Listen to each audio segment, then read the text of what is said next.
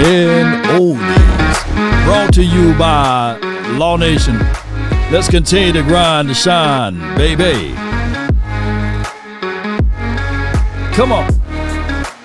Mama said that there will be days literally just like this, and I appreciate each and every last one of you all for tuning in. Let's get it.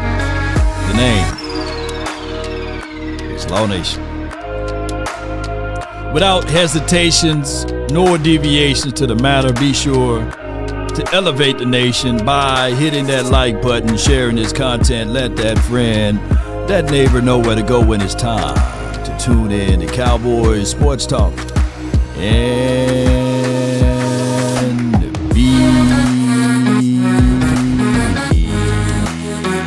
beyond.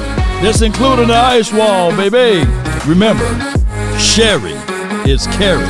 Share this content. Share it all around the globe. We're going to talk about Schottenheimer, not a Hootenheimer. But this was his first timer. 5, 4, 3. Put a 1 in the chat if the audio is straight.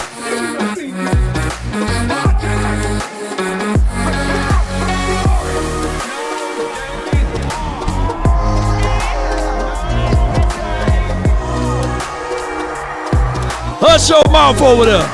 Stop all of that crying.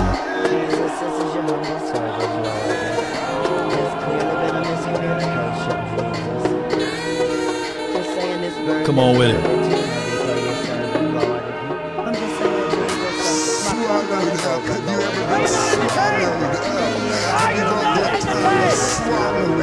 All I ask is when you bring your hand on that field, are you like the best thing I had? I get the best thing I had.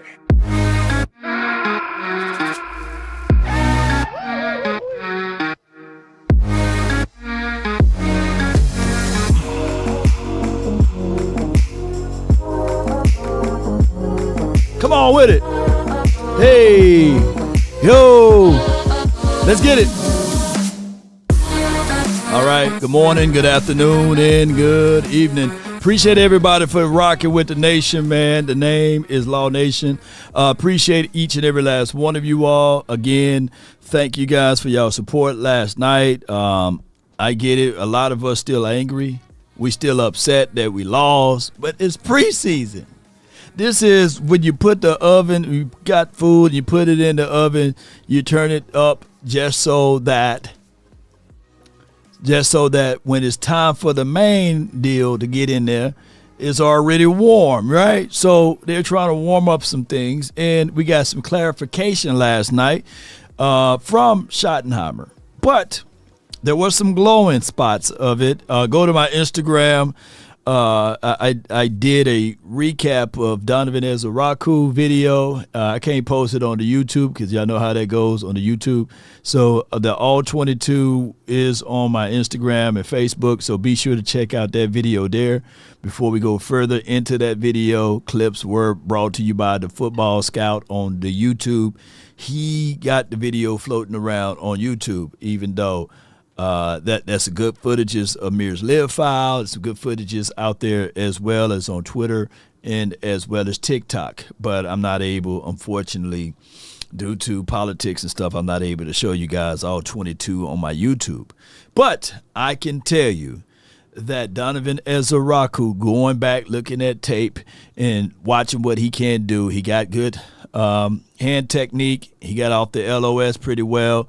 On a few plays, he was held to a degree, and he showed his ability to disengage. That's one of the things that we have to do is disengage, wrap, and get upfield, and do some things in that nature.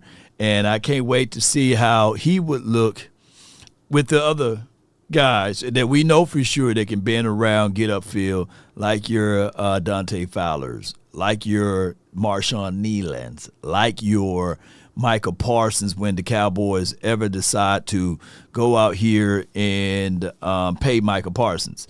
Far as the defensive side, Mir's live foul, he looked really good, Cowboy Nation. He was flying and playing through the echoes of the whistle. He shot through a gap, was able to penetrate, get upfield, blow up one of the running backs. before the quarterback is able to step up through his throw to make a completed pass. So those are things that I like to see as well, Cowboy Nation. It's just a mixture of how he was able to do things. I point that out to the fact that we got real linebacker coaches now. It looks like when I look at Mears-Leofau, it looks like he gained about 5 to maybe 8 pounds. You can see that he's not a slow processing system now. I think the game is going to flow well for him, and it's going to be hard for some of those veterans to continue to stay at that spot. And I'm talking about your Kenneth Murrays of the world, Jack Sanborn, because I'm thinking when I look at the future, shout out to you, Jay Worthy, Mr. Slayer 187, Jessica, I hope you had a wonderful, beautiful birthday. Brandy, appreciate you. I just want y'all to know that the future of linebacker play is going to be Shamar James, had a near pick, Overshown, who's phenomenal, who's ranked, I believe, in the National Football League 8th amongst all linebackers last season. Some had him high as number 4. And when Overshown get here, ooh, it's going to look good. And then Mears-Leofau. That's going to be our 3 linebackers. And we praying that these guys can stay and remain healthy. The bridge players to Sanborn, of course, Kenneth Murray and them. Damone Clark, he was in there for a spell.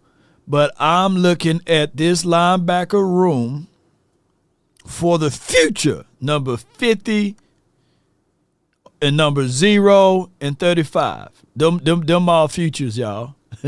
And they look good. And, of course, we haven't seen Overshown, but based off of last year's tape, he looked pretty good to me, right? So it's just when I look at this team, I didn't know that last night that this tweet would go all crazy, and it went all crazy in a good way, and some can argue in a bad way, et cetera.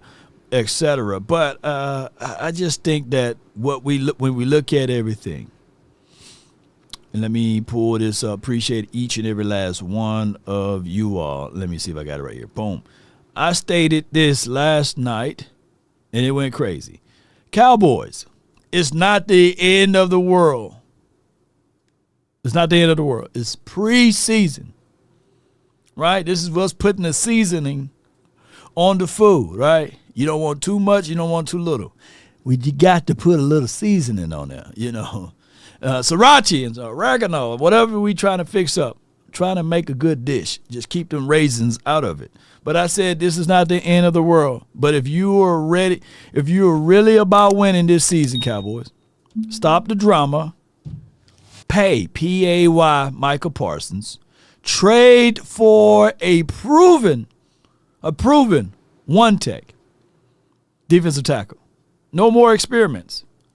No more, hey, man, this guy was working at Walmart or Payless, and he's just the right size in the build. He's 6'5", and he's 350 pounds. Let's give him a shot. No! Let's go pick up this guy from the undrafted communities. Or let's pick up a guy that was drafted in the 7th or the 6th or the 5th round from another team. Let's pick him up. Or let's go scrape and find a guy off the free agency. There's a reason why he's on the free agent, right? No more of that. We have to value one tech.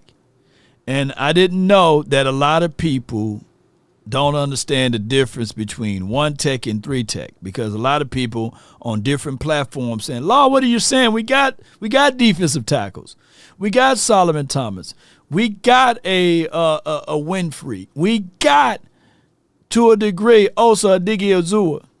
I'm sitting there like, man, some people would never understand the difference between a 1 tech and a 3 tech, and they'll never understand penetration. Is what we were not able to do, especially in the goal line. When we got inside the 20, we supposed to have our big boys in there to stop penetration. They were able to run on their left side. You can only tell a linebacker to fill a hole so much But if you can't penetrate, if you can't get upfield, and if you getting sliding back, moving back, Jay Toya, if you look at his tape, man, the brother had skates. The brother had skates on. They were sliding him back. So I do like Jay Toya to this point, but let's open up our minds and to understand that he is a rookie. He's still trying to learn how to leverage himself in the National Football League. This is not college. This is pros. As great as we think Vita Vea was, it took him a time. It took him time. And Vita Vea was drafted in the first round. Jay Toya is a later round draft pick that's going to go through some growing pains. But what we can't do is look at the size and the stature and what he did in college and expect the same expectations for him to do the same in the pros. Mazi, I think that's a lost cause. I think that Mazi, he's a real good guy, man. You get a chance to talk to him. Real good guy. Yeah. But to me, him and a sloth had the same mentality. And there's nothing wrong with the sloth. I'll be watching them TV shows with the National Geographics with the Animal Planet, and the sloth just moves slow.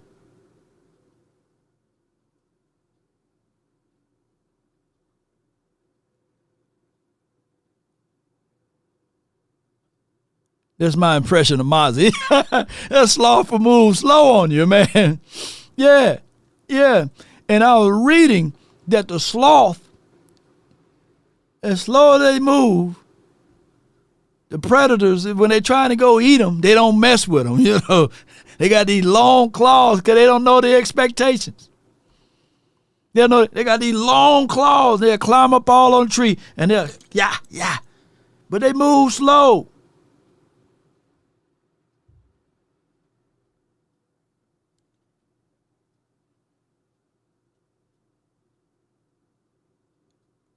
That's my mom. Y'all say, Law, you crazy. Yeah. So, not to beat up Mazi, but to beat him up, I just think that football, you got to be passionate about a certain sport. Sometimes, man, you can be as big as you want to be. You can be as strong as an ox, but are you passionate about doing it, right? There's people right now watching, and that they know growing up that they had some guys that probably played basketball better than some of the basketball players that's in the National Basketball Association. They know some people that can probably run faster than lightning, but they get caught up in the wrong crowds, caught up in the wrong things. There's some people that got unbelievable size and stature. If you think I'm lying, look up Magic Johnson's son. I mean, I'm like, God dog, he's taller than Magic. Big, burly, but he wear high heels and makeup and lipsticks and all of this stuff. He don't want to play basketball, but he got all of the size, all of the height, a perfect statue for an NBA player, but that's not his passion. Sometimes you can have these things and just don't have the skill set to do such. I'm not beating up.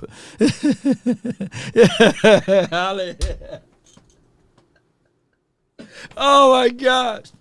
There's some people watching Magic Son and like, God, dog, man. That's a perfect height and size to play down low in the post, But come on, man. Yeah. That's just how it is, Cowboy Nation. And some J. Bennett says, Riggs. Jeez.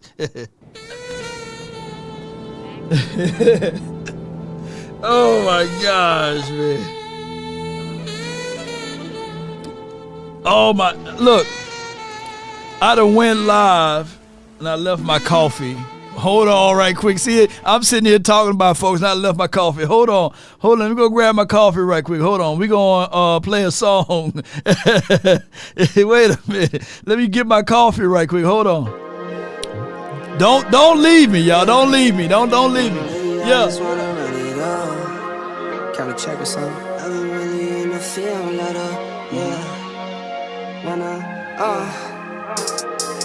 I've been really in the field, lot of rush, I love the feel. Lately I just wanna run it up. Don't need no deals, I make the deal. Have to take it to a meal. Lately, I just wanna run it up. Yeah. Kinda check the song. Lately, I just wanna run it up. Yeah. Come on with it, baby. All right, I'm back, baby. I had to go get my coffee.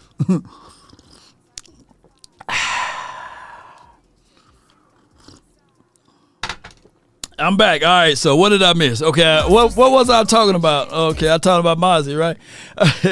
But be sure to check out my IG, and you'll see most of the footages there of what we was talking about as far as A gap, B gap, C gap, what was Donovan as a Raku good at. In the video, I did explain, and I hope they don't. Come on, YouTube.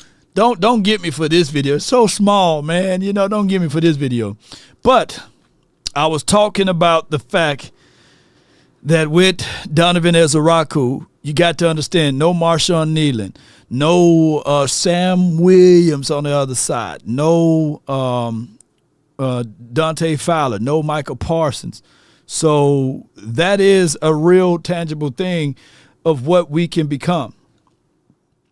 I love defense. Let me say this again. I love defense. I tolerate offense. And what's related to the defense is run game. If you and there's two wishes that I wish. One wish from Ray J, right? But I got two wishes. And can we run the ball and can we stop the run? Last night, I think that I got a little bit of what I wanted out of running the ball. Didn't get nothing from stopping the run on the defensive side.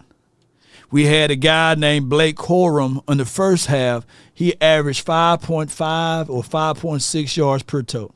We had another guy, I don't want to mess up his name. I called him a crazy name last night. Y'all can put it in the chat. I don't want people to say, hey, why you always talking like that, man? Somebody was like, hey, man, why you keep talking about that, man? No Diddy, man. Diddy, no Diddy. Okay, what was this other guy's name? This guy's name is Cody Schrader, not the other word that I used last night. That brother averaged 11.8 yards per tote. That brother averaged 11.8 yards per tote. Jarquez Hunter, not the singer, he did 3.7 yards. He had 41 yards. They were able to run all over us, basically. If you look at the numbers, man, even Elvis Presley, long lost nephew, son, all of this stuff, Brendan Presley was able to get 15 yards off of a run. So run defense is a concern of mine. I just hope that we can figure out ways to get size.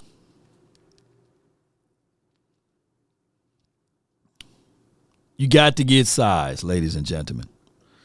I don't know no other way to put this out here for Jerry Jones and them to understand.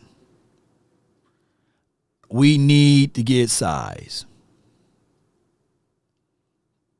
No more experiments with guys that's 285, 295. We need size. We got all of the edges in the world. We got all of the edges in the world, man. Sure, we got good edges. We got no interior. Teams are running in A and B gap. They're just running right inside. We need get off burst and keep pad levels low. The only thing that can help this razor blade thin defensive line, unless we're going to try to put up 30, 40 points a game. That's the only other thing. And Seabass says every year, running back, defensive tackle. Running back, defensive tackle. I think on the running back side, Phil Maffa did a great job. Ozempic Zeke did a great job. There's Malik Davis did a great job. I like when 21 got out there. Oh, man, look, right now I'm thinking about, Deuce Vaughn did an okay job too, not to beat him up. I think his pass pro needs some a little bit of protections there. He need to help with that. But out of all of the running backs I trust the most, I trust 21. Say what you want. I've been saying this for years now. I trust 21. I trust 21. Malik Davis. I wanted the Cowboys to get out of that politic game and put them in that game when we were playing against the 49ers. But instead, they played the politic game and they put Zeke back in there, not to beat up Zeke. Shout out to him. And then they ended up putting him at center. Yeah. Let dudes run. Truth hurts. Yeah. This next game against the Ravens, I want to see at least 20 snaps from Deuce actually running the ball. I don't want us to be looking so cute that we line up and we go with 8 straight passes. No, we need to go with Dano Deuce or Deuce Vaughn and literally see what he can do. I'm talking about good, hard runs and make sure you put the pedal to the metal. G. Whiten, appreciate you. Let's send Booth to Pelican Bay. Yeah, right now. Yeah. Dread it. Run from it.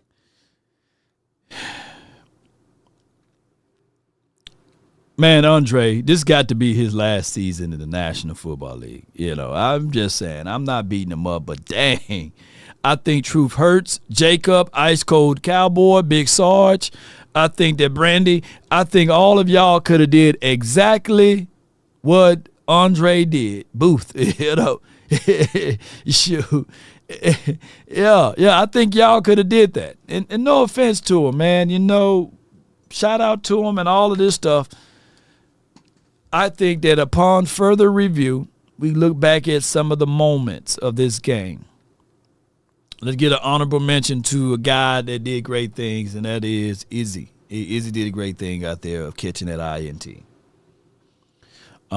Childress had a tackle for loss. I think he did a great thing.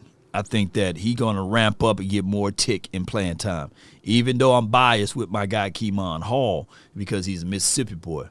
But I think Childress should be able to get a step ahead of him. Nothing wrong with, hey, preseason, this is evaluation. You evaluating the bottom guys on the bottom end of the roster, and you're trying to find that one or two guy that can make a team. Yeah. Far as who else we want to decipher here, that's about it. That's about it on the defensive side that kind of said, hey, Winfrey did some few plays too. Like Winfrey, even though he played with high pad levels, he need to work on that. But it's about ripping and disengaging. You're not going to stay low all the time. We know low man wins, but you're not going to have that all the time. So it's a fight of a fight. Booth has been cooked since he started playing. Yeah. I think that we saw more from Nashawn Wright than Booth when Nashawn Wright was here. We traded Nashawn Wright for Booth. We could have just kept Nashawn Wright. At least he had length on his side. Shamar James, he did a decent job. I said the linebackers did good. The linebackers did what they supposed to do. But what's married to the linebackers are your defensive front.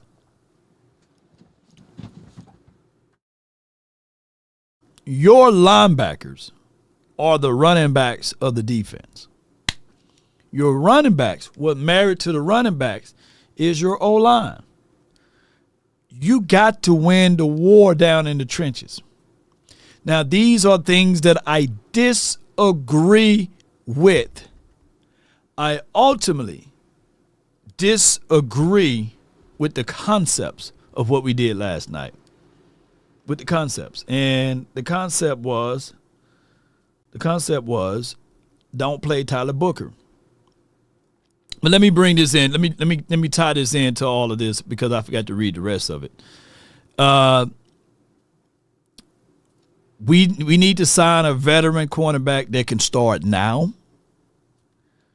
Jalen Mills just signed with the Texans, and he's not no one to sneeze at or lose sleep over at as well. But I think that we missed an opportunity to bring him in, right? We have plenty, and look, and the media / beat writers Can they all do us a huge favor? Can they stop mentioning Jordan Lewis? He's gone. When he was here, people were bashing him.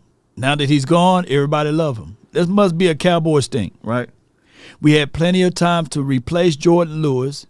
He's not the last slot to ever play this game in the National Football League, okay? All right? We need to move and get someone that can help this team win now, okay? That's what I'm looking at far as the secondary, and I get it, right? I get it. We look at things, we say, come on with it. Let's bring this back. Let's do this. But in actuality, let's make things happen the best way possible far as this team. There's one other thing that I wanted to bring up before I go into other details. Where did I put that at? I said, okay, for context, I had said last night or earlier this morning, if the Cowboys' Dak Prescott had played last night, he would have scored. We got a super chat. Appreciate you so much for your support. He would have scored. Let me get off of these because they would get me for the for that footage there. W says, and I can't say your name, but I think it's Walter if I'm looking at it correctly.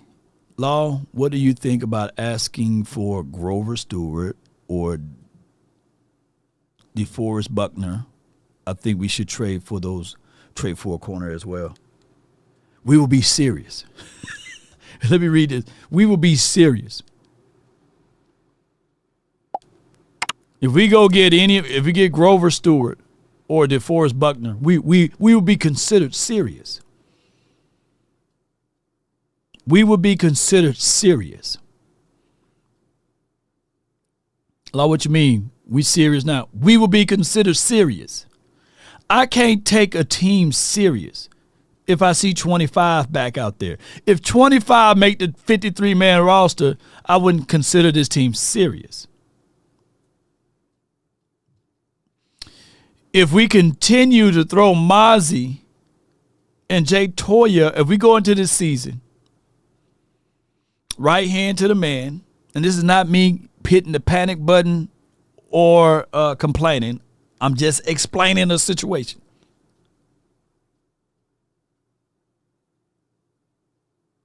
If we go into this season with what we have at One Tech, we won't be a serious team. And I can't sugarcoat it anymore.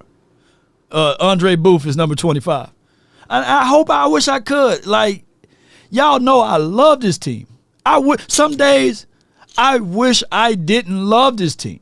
But I love this team. And we would not be considered serious if we don't go out there and do things that we supposed to do.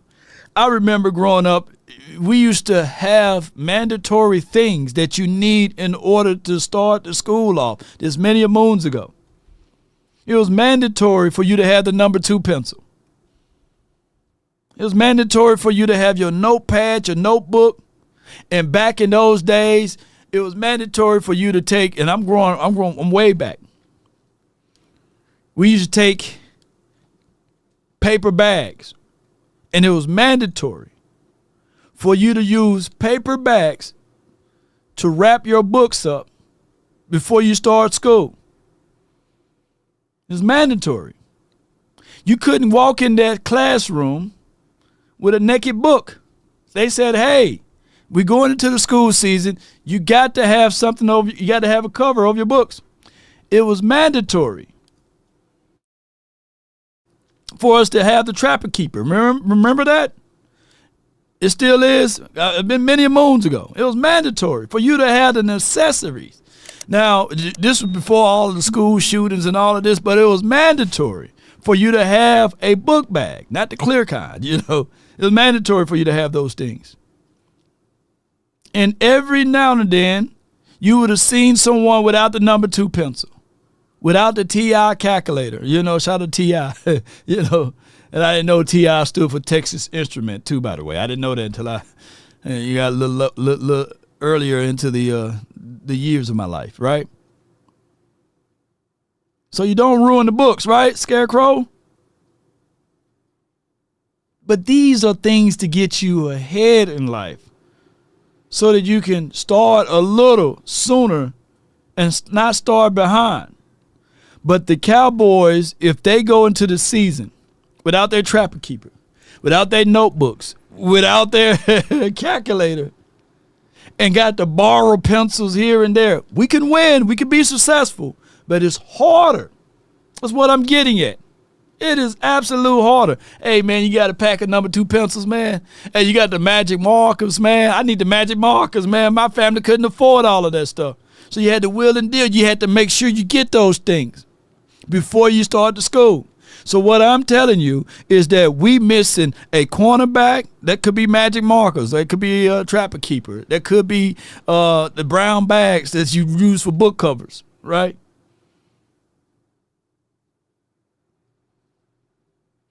There could be other things that you need in order to be successful. Now, it's called being prepared. Jay Business with the business, man. But now my little ones, school is even more expensive. They don't need book covers anymore. Number 2 pencils and stuff. It's mandatory for them to sign a waiver to have their own personalized iPad. Now, do they know more than we do when we growing up? Maybe not. But you can't waltz up into this school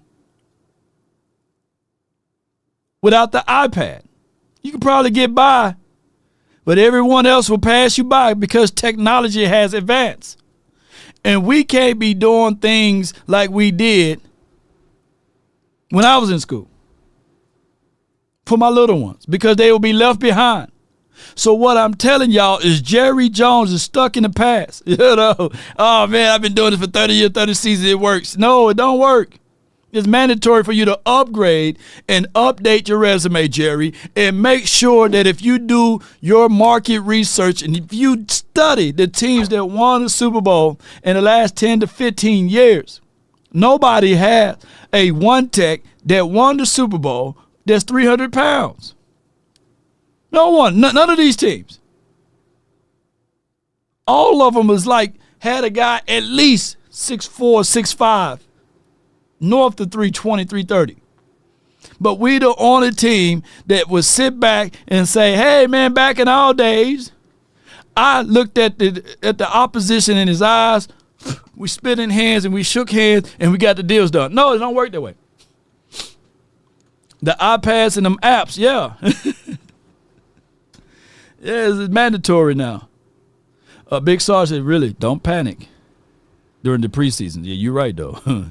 So all I'm saying is, if we throw enough rocks at this glass house, Jerry would at least send a security guard or police or somebody down there to say, hey, man, who's throwing that rock? And then we get a chance to tell them, this is why we throwing rocks. Or we could be like bugs on a windshield. If enough of them hit that windshield, he going to have to stop his car, get out, and wipe it off, and then he can see. Our only problem with the Jerrys and the Joneses and the Stevens and the Joneses is the need to be right. They want to be right. Last night, I posted this one right here. I posted this one right here. Bear with me. And it's just me talking glowingly of Dak Prescott, and y'all can say whatever you want to say. I said if Dak Prescott played last night, he would have scored at least 9 to 12 touchdowns versus the Rams. And we still had people to say how you figure cap or what have you. Let me see. You got people to say, yeah, like True Grit says, cap. And they didn't even look at this particular preseason game. None of those guys that played last night at the DB I think will be starting, right? Yeah, none of these guys. And we can barely move the ball while it was in the air, right? We can barely make these things happen. And this is what Dak did against starters. 4 touchdowns against the Rams, right? And, of course, that was a healthy Dak Prescott. And my guy King Slayer, he says Dak is too good for preseason. Meanwhile, starters like Pat Mahomes getting that work in early, guess we would never know. And we have to acknowledge this right here, ladies and gentlemen, that Jerry Jones is the de facto head coach of the Dallas Cowboys. He decides who starts, who sits. The Cowboys has been always top-heavy team that haven't had a complete SWAT since the 90s. We are the only team in the National Football League that consistently rely on rookies and undrafted free agency. Other teams operate out of fear. The Cowboys operate out of comfort.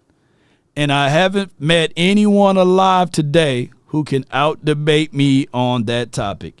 It's the Cowboys way. Now, someone used Pat threw one pass and chill out. I feel you. But someone used ChatGPT to try to argue with me, right? And here, let me see, make sure he got it somewhere here. I thought I had it. Okay. All right. So, yeah, Randor says, Gronk, can you please provide the number of rookie free agents on each Super Bowl team since 2020? I wish they'd have went back further with details and compared that number to the rookie free agents that the Cowboys have this year. And the Gronk responded. In 2019, the Chiefs had 7 rookies, 10 UDFAs. The 49ers had 8 rookies and 12, right? In 2020, the Bucks had 9 and 11, right? But you guys can see the rest of this. But since the Cowboys in 2020, they had 12 rookies and 21 UDFAs, right? So when you start to look at the numbers, comparisons, on average, the Cowboys have 9.6 rookies and 16.8 UDFAs, right? Now, that is a number that they said Cowboys are slightly higher, but uniquely reliant on the UDFAs because that's where we get our strength from. Now, granted, Cavante Turpin, Brandon Aubrey, all of those boys, when you start to consider that we do rely on heavily. We are a top-heavy team, and there's nothing wrong with being a top-heavy team. But my problem is that we got to understand that this being a top-heavy team and relying on UDFAs or relying on rookies to get the job done, that's the difference between winning the Super Bowl or making a deep run in the postseason, because there's a finite reason why guys are undrafted. They're not complete. Maybe they didn't play up to the level of skill set that's really in college. We don't know. Never use free agent monies. Yeah, stop comparing our Cowboys to other teams. You're right, Jessica, because comparison is the thief of all joy. But when we start looking at things, this is just explaining the reason why. Right? Just explaining the reason why.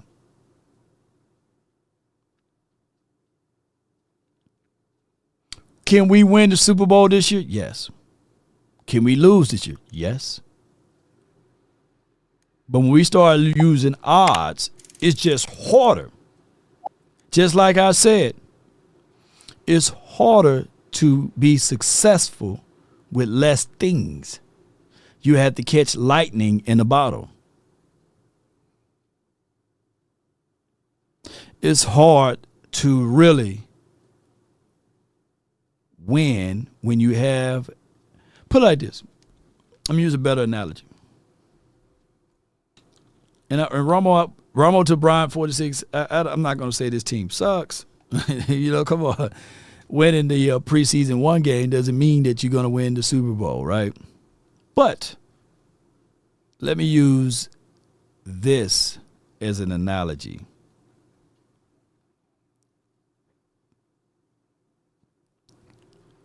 If you have a 4-cylinder car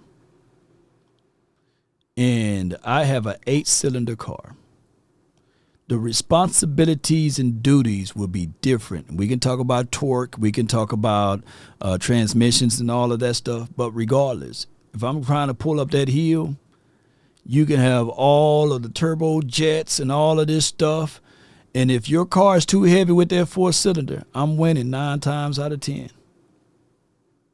That's the reality of it. We're trying to force a 4-cylinder car on that defensive front to do 8-cylinder things. Look, my first car I had while I was in high school was a 1995 Honda Civic. It had a trailer hitch on it. Just because it got that trailer hitch on it doesn't mean that it can pull just like a truck could, right? They both got trailer hitches, but they're not utilized and used with the same thing. So what I'm saying, yes, any car can get you from point A to point B or to Z, but it's the comfortability with it. Got a super chat. Freds Anderson says, that's the mom and pop stuff law. Yes. Yes, indeed. I worked in a grocery store when I was in high school. It was a mom and pop's grocery store. And when the eggs hit the ground, or if something like a milk or something like that exploded while people was delivering and setting up, they would say, hey, salvage what you can, take it to the deli.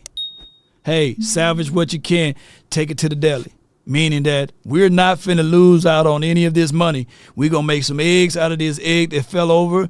Hey, if that milk is a little spoiled, take it to the deli. We can make something out of it, buttermilk. We're going to make sure that we utilize the resources that we do have, right? And if we can't utilize and use it, then that's another story. But we are not these big conglomerates or big organizations that can do those things. So, yeah, it's just for what it is. Yeah. High school in 1995. Laugh out loud. God. 95 Honda Civic, baby. Y'all better leave that 94, 95 Honda Civic alone, man. Leave it alone, y'all. I worked at Kroger's in high school for my, shoot. Yes, indeed, Cowboy Nation. And it was a 2-door Honda too, man. And that thing had a 4-cylinder. And when it was time to pull up that hill, I took that car all the way to college. When it was time to pull up that hill, that mom was shaking. It was shaking to pull up that hill. Come on with it, man. Yes, indeed. But it is for what it is. Has Lamar won a Super Bowl? Just asking from TA. No, he hasn't. He hasn't. The Ravens haven't been successful in the postseason. They may have won it more recently than us, but I would be a diehard Cowboy fan forever in my life versus being a Ravens fan for even a 5 or 6 seconds, right? The only time I was a Raven fan for 5 or 6 seconds when they faced off against the 49ers. If y'all could see Twin face when them lights went out, and then all of a sudden, the Ravens, I said, yes! The fix is in! The fix is in. Come on with it. Them lights went out in that Super Bowl. The Ravens came all the way back and beat the brace off of them 49ers. That was a good Super Bowl, by the way. Yes, indeed. So have the Ravens failed him? This is from Bandit for Life. Let me ask y'all this. Since we're bringing up other teams.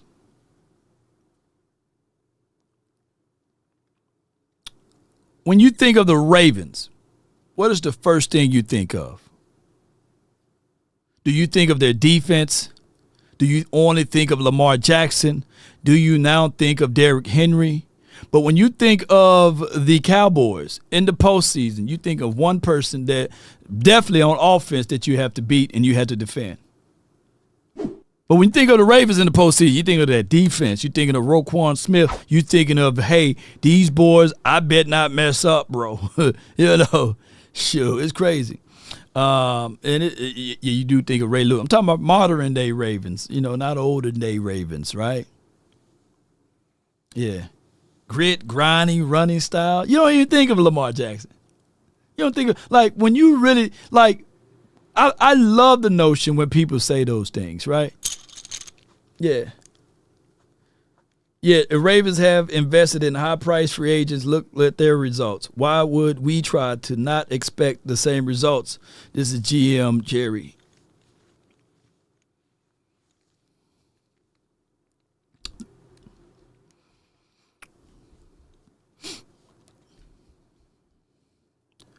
We're not modeling ourselves by the Ravens. Ravens have been considered a good drafting team, too. So have the Rams. I remember, I'm old enough to remember, that Stephen Jones laughed at the Rams. He literally laughed at the Rams on their decisions of using all of their capital on spending money to acquire certain players and spending resources to build the Avengers for Aaron Donald. And he literally said that it wouldn't work. And they lifted up a Lombardi trophy. And he said that they probably will not be good again for the next few years. Don't y'all know the Rams were in the playoff last season? And I truly believe if the Rams played in a dome or in a neutral ground, they probably would have beat the Eagles last year. They probably would have won. But not to take away from the Eagles, they won, right? Playing the Ravens next, I guess. Yeah, we do play the Ravens next. Flacco just don't run the ball over. Well, Flacco's on the Browns now, right? Coaching matter. If you know football, you know the coaching matter. That falls on the front office. Well, what I was getting at with what I said with Jerry Jones is we have to acknowledge that he is the de facto head coach, general manager. He controls what color the Gatorade is. And we are seeing that Shotty may have an ideology. He may have a theme of what he wants this team to look like. But Jerry have the ultimate, and I mean just that, the ultimate influences. Right? It's just like, hey, when you see somebody with the influences, you may have a taste for a hamburger. They may have a taste for pizza. And you say, hey, man, I want to go to this Five Guys to give me a pizza. You know what I mean? I want to go to this Five Guys to give me a hamburger. But the person with the ultimate influence is, yeah, man, I had a hamburger just the other day. I'm feeling pizza, man. You want pizza? Yeah, I want pizza. You know, that's how it is with Jerry. Yeah. I have the ideology that I'm going to play all of my starters. I'm put Tyler Booker out there. You really want Tyler Booker out there? Yeah, I really want him. But, man, we just had one of our offensive linemen to go hurt. What if he get hurt? Yeah, you right. You right. Let me just play all of my backups in this first game. That's how influences work. That's how it is with Jerry. Are you sure about that? Yeah, that's how it goes. Joe left the game late. What happened to him there? Yeah, he got hit on the elbow. I think that seems like initial tests are that he'll be okay. A little bit of a bruise. We'll get some more tests, but preseason football, it's like, hey, Will gets in there, and hats off to Will. I mean, did a hell of a job, and but I think Joe's gonna be okay. Overall, that start, how difficult is it? Joe struggled with the start and defense. How difficult? Yeah, it's definitely not a storybook beginning. That's for sure. We just struggled, and I think it was 25 plays to 6 or something at one point, and that's obviously not a great way to start. They converted some fourth downs, and they controlled the ball. We had the 3 and outs. I think Joe was throwing some fastballs out there early. And I'm proud of our guys the way they settled down, but certainly not the right way to start the game. And that's what you do in preseason, man. You learn from it. And I told the guys, hey, we competed hard, but we got to clean some stuff up. We can't have the penalties, 11 penalties or whatever that was. And at the end of the day, it's like we put ourselves in a chance in the second half to maybe make a run, and we just couldn't gain the momentum. When we scored, we kind of gave up a touchdown, and we got to play better complementary football. No doubt. Just talk about your first time out. I know it's not the real game. It's preseason, still your first time head coach. Jerry said some stuff on the radio about you guys shared a moment. Yeah, we did. I got a little bit choked up coming to the stadium, and then when Jerry and I talked a little bit, I'll be honest, I got a little emotional. It's been a dream of mine to be in this chair, and he and I were just talking about our journeys, and we were telling some stories, and he's obviously been in a long time. I've been in a long time. It was just the two of us, and I'm very appreciative of him and the Jones family for having me in this chair. And like I've told you guys from the beginning, no one's going to work harder than me, and we're going to go look at this film and try to clean it up. And Yep. I think we've got some good film to look at from an evaluation standpoint. But I'm looking at the injury report. I'm looking at the injury report. I'm trying to find it, y'all. Sadiq Charles got hurt. Not to cut coach off, but Sadiq Charles got hurt. Buddy Johnson got hurt. Robert Rochelle got hurt. Joe Milton got a stinger in his elbow. So that's 1, 2, 3, 4. There's 4 guys that got hurt, right? And it is expected for guys to get hurt in preseason when you haven't had physical contact. These are expectations of soft tissue issues. If you have, to a degree,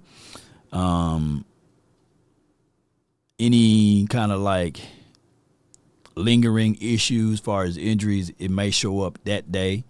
Growing pains or groins, you pull that, hamstrings, calf muscles. So that's why I want us to continue to ramp up.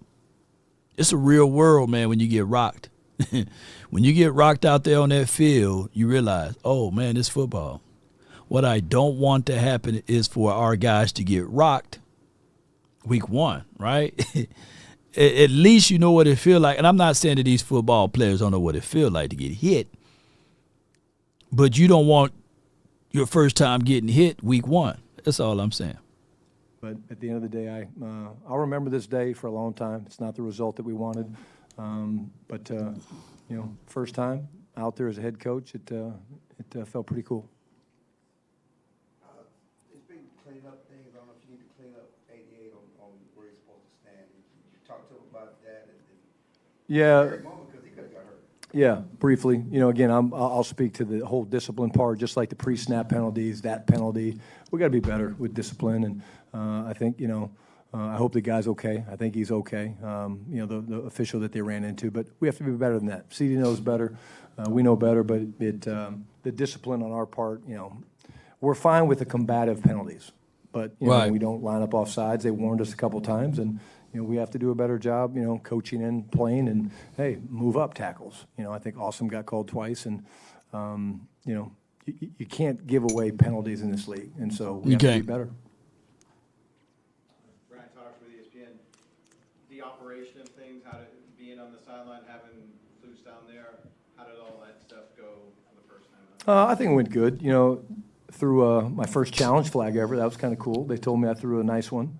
The reason we challenged that was it was 4th down. It was a big play. It was down inside the 10-yard line, like a 40-yard bomb, and we did think that the ball moved a little bit, and they admitted that it moved, but they did think that he maintained the catch. But I thought in that situation it was worth it just because it was 4th down. We're about to get the ball at midfield, and but overall, I thought the communication was good.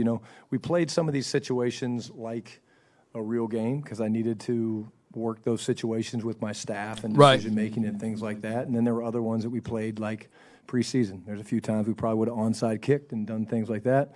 That last situation we scored, I told Flus, let's play this like 4 minute. We were down 10 points and wanted to see us get a stop. Again, we were great. Really, I think we gave up 2 point something in the first half, run defense-wise. And then the second half, we just kind of didn't tackle very well. And I think it was Corum that was going off on us. But overall, I thought a lot of things. Let me pause it right here. I'm gonna go super slow so they won't flag this. Okay, and I'm gonna go frame by frame. Shout out to you guys for participating. All right, so as you can see, you got Donovan as a Raku. Appreciate you, Jay Business, for the Cash App, man. I really appreciate you, my dog. I really appreciate you, man. You got Donovan. He's lined out wide. What are some of the issues do you guys see when we are inside the goal line here? We don't have proper stacking. These two guys are too close together, and he's on an island by himself. We too spread out right here, and I get it. We trying to stop this team on goal line, right? And we stack. We too close together. All right, now, that's one of the issues that we can see. 47 came into this game because of Buddy Johnson was hurt, right? And let's pay attention to the push on this, man. And these are some of the problems that we may have, right? Is that when you look at this is like a damn near guaranteed touchdown. He gets squeezed, he gets swallowed up inside. This is scheme-wise, right? There's two people on one. He's late to this punch right here. He's occupied by two. And these guys are way out of position. You can say that if we had a proper stacking, he should be right here right now, and he should be squeezed inside a little bit more, and he got containment here. But let's play this out. Let's see what we got here. Boom. That's an easy touchdown, baby. Easy touchdown. Easy. Cut back inside, just wide open. And that's why size matter, right?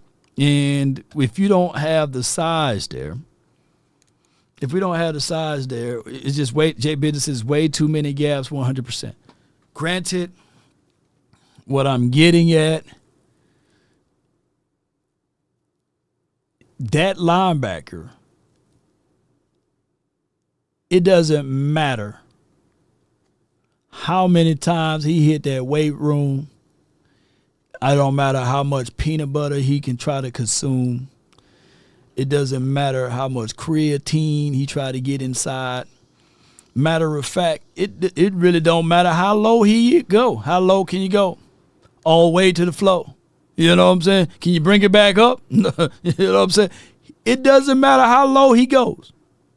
He would never be able to out-leverage that offensive lineman that's 330 pounds with a full head start, and he's coming from that linebacker spot. He ain't going to happen, y'all. They shoot gap. Yeah, so Buddy Johnson's number 23. That's 47 and 14. I don't think Buddy was in there. If he was, my apologies. I think that there was 43. Let me rewind, look at it. Yeah, there was Buddy. Yeah, you're right. Wait a minute. Let me look at it again, because 47 and 23 look good.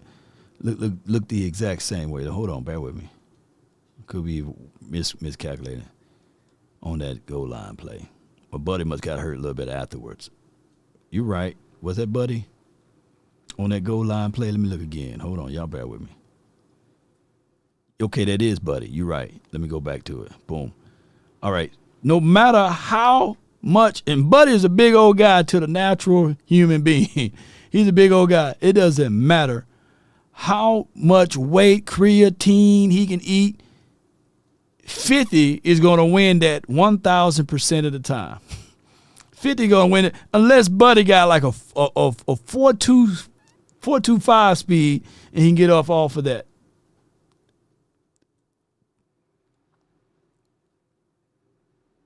He going to win it 1,000% of the time. Get out the way. Move, man. Get out the way. Look at Buddy. He getting moved.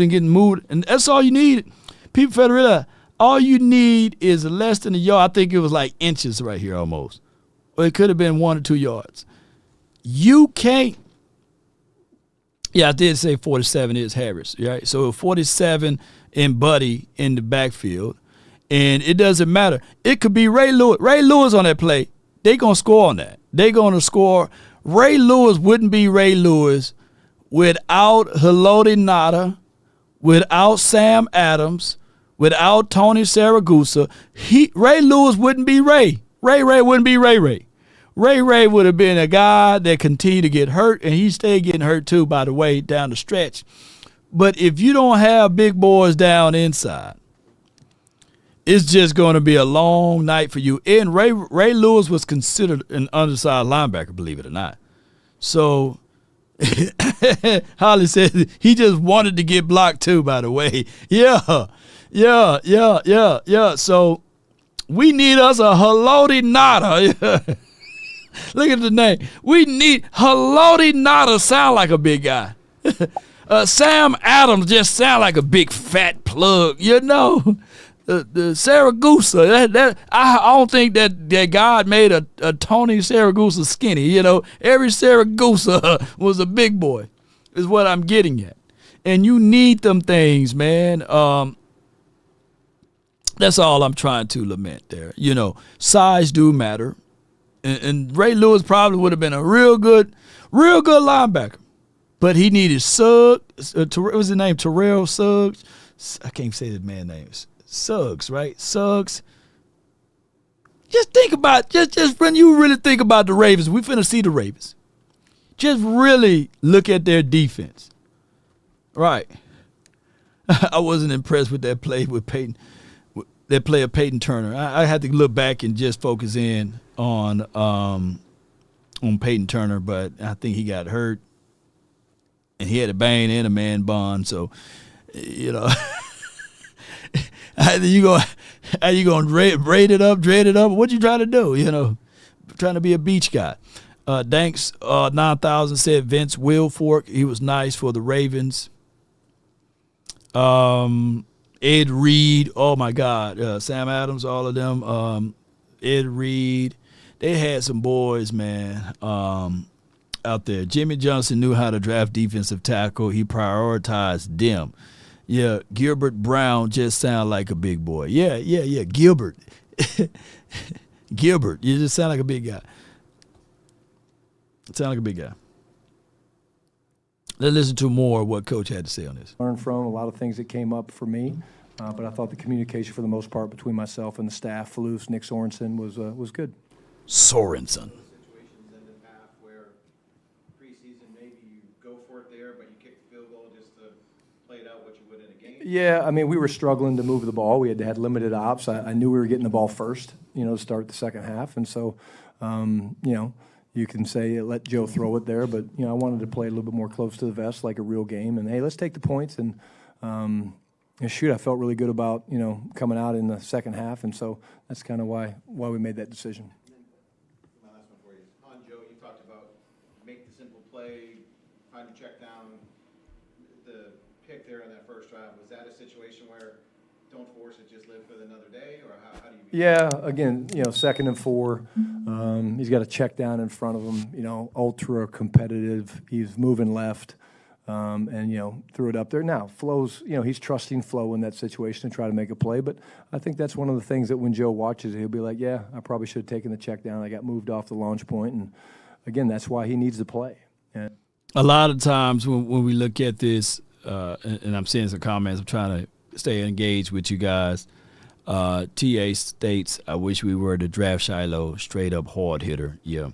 I saw him playing in the backfield, making it to the backfield. I think the NFL, for the Sanders boys, they wanted to prove a point. They like the NFL, not to make this political football, but I think they wanted to prove a point with those boys, right? And if they really, really wanted to prove a point, they wanted Shador to go undrafted. They made sure that they stabbed him and twisted that knife because, if I'm not mistaken, Shador was the first quarterback that I've seen play with a chain on. Like this dude literally had like a gold chain on, Cuban links, whatever. He had some flashy stuff going on, right? And the NFL is still the good old boy system where they don't want the people to see the individual brands of the individual players. That's why, we get punished as Cowboy fans or as Cowboy players because the personalized branding always been with the Cowboys. I remember, like, they got rules. Like, Emmett used to score a touchdown and take his helmet off and pray, right? And they were like, hey, man, there's too much attention on Emmett. Let's make it a finable offense if you go and score a touchdown and take your helmet off, right? So they don't like that. The NBA already adopted, hey, if you a person and you got a nice brand, showcase it. NFL different. They want teams to be the spotlight, not individuals. That's why it killed me a little bit for the NFL to sit here and say, well, you got to get a pre-approval for the visors. No, I thought Dez was going off on one game. He had that visor on. I said, man, that damn Dez looked good. But they tapped him on his shoulder and said, hey, next quarter, you better take that damn visor off. You know, we don't want personalized gangs and stuff. We don't want you to showcase your own. And then it hit me like certain people were able to do it, like Michael Vick, what's the other guy, LaDainian Thomason and all of this. But we couldn't get it approved for Zeke. I'm sitting like, wait a minute. And they said, well, you got to go through the doctor, and don't you lie because we'll find out and we'll punish you even more. So I always wanted Zeke to play with the visor because that's what he did in college, and they didn't let him do it. Like LaDainian Thomason did it, right? But it's a whole nother conversation. If LT would have played for the Cowboys, he would have never had the visor. If Michael Vick played for the Cowboys, he would never had the visor. He wouldn't have been back, and especially with them dog fights, he wouldn't have been able to come back into the NFL. Yeah, Jerry Ego is alive and well. You're right, yeah. And I do think he settled down. You know, I think he found his rhythm late, started using his legs a little bit better. And, again, terrific talent that every rep he gets is going to help him become a great pro. John Machota. Decision with Booker, and I guess, you know, Sadiq Charles gets hurt too. Is that part of it, that you just are trying to keep the offensive line as healthy as possible? No, I mean, again, you know, John, it's you know, there's 3 games for us. And so we had a specific plan going into this game of who we wanted to play, and there'll be some more guys that play next week. Not going to tell you who, but it was more about, you know, just, hey, this was the rotation we wanted to get this week, and we had a pitch count. You know, a lot of our guys on offense had to play longer than we wanted because we only had the 6 plays. And so, you know, next week's going to look a little bit different, and you'll see some more guys playing next week because that's been part of the plan all along. I'm hopeful that we dodged a bullet with Sadiq. You know, we'll do some more tests, but, you know, it was a physical game. And we, you know, I think we came out of it okay, hopefully, with some of the tests and stuff that we've run on most of our guys. I like the way we battled in the second half. I mean, I think, you know, we could have, you know, not come out and got physical, run the football. I thought Phil Maffa ran really hard. Maffa! Good. I loved the defense in the first half in terms of the run stoppage. We just got to get off the field on 4th down. I mean, you know, that's the thing in preseason too. You know, I mean, people are going to go for it. But I told the guys, I said, hey, look, they competed hard, but it's not about competing. It's about execution. And when we watch the film, we're going to see there's a lot of opportunities where we did not execute very well, and that's coaching and playing alike, not just the players. No doubt. Sometimes a punch in the face is the best thing, right? You go back and you revamp, you watch tape even more. Where did I go wrong at?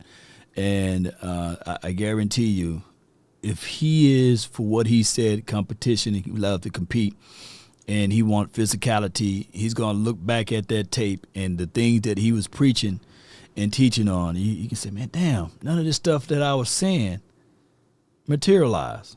But this week it will, right? And you want to ramp up. So you got 2 more games, and then you have the Eagles game. So we will know more. I think that this next week against the Ravens, what day we play the Ravens, ladies and gentlemen? Y'all put that down. I hope it's not a Thursday. I hope it could be on a Saturday again, right? I hope it's not a Friday. But let me know what day we play those Ravens next week, and we'll see like the differences. And that's the good thing about football. You can see 1 week, because it's a week-to-week league, right? One week you see this, and then the next week you see another team. So we'll find out what we're going to look like against the Ravens. Saturday again, shout out to you, Caleb. Appreciate you. So another Saturday game. What time? Put down what time. I'm asking y'all like I don't have Google here, right? But let me know what time.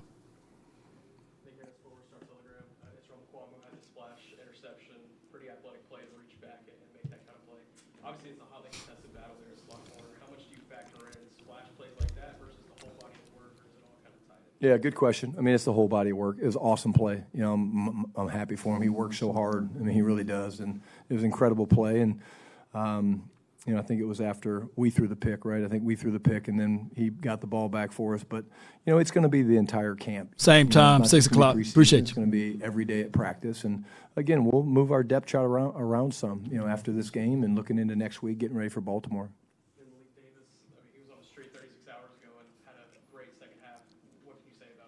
Can't say enough.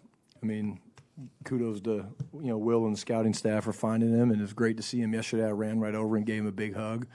His run skills are obviously incredible, and just speaks to the young man that he's been in shape, he's been waiting, he's had a couple tryouts with people, and they didn't sign him, and so we were able to get him back. But we were a little worried going into the game with the depth at running back. We obviously didn't have to play Crop at running back, but yeah, give Malik his due. He had a hell of a day. What are you hoping that Joe kind of takes from this experience and maybe changes come next week? Hold on, Iman, appreciate you. Iman Moore on Junior says on Facebook, Booth cannot play. Who's going to replace him, though? Who's ever replacing Booth? It got to be somebody on someone else's team. You can try to throw Christian Matthews out there, but I think that's more of the same. We had Robert Rochelle. He got hurt. The thing is, I truly believe in Josh Butler. I like Siobhan Revo. I like the ideology of Trayvon Diggs, but I don't want to see them now. It's too soon. All right, they still recovering. That's why I said we need to get us a DB now. The quickest way to get a known commodity is to trade for one. The quickest way to get that defensive tackle that we know that can work is to trade for one. Now, we can be patient just a little bit and wait for teams to start cutting folks.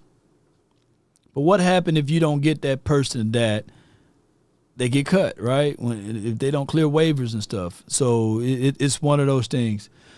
Gilmore can play now. I'm seeing that. Brian Broadus last night said that Gilmore can't run anymore. I think that even if Gilmore can't run, he's still better than Booth. I bet you, man, Booth's going to find me one of these days, and he's going to be like, hey, I'm going to find you. Total embarrassment, Robert Rochelle, Big Sarge, states that hamstring betrayed him yesterday. It did. Yeah. But Robert, he got burnt on the very first play, man. I'm sitting there like, let me see if I got it right here.